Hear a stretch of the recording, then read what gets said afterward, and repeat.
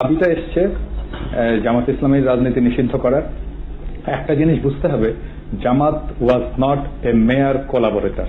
Jamaat was part of East Pakistan provincial government. তারা 4টা মন্ত্রী ছিল, commerce, revenue, industry and education.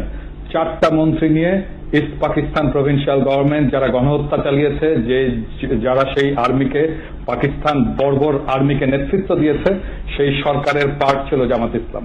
তো সেই গণহত্যার, মুক্তিযুদ্ধের সময়ের গণহত্যার সমস্ত অপরাধের নৈতিক এবং বাহ্যিক ব্যবহারিক দায়িত্ব এই সংগঠনটাকে নিতেই হবে, এবং এটাই আজকে বাংলাদেশের তরুণ প্রজন্মের দাবি।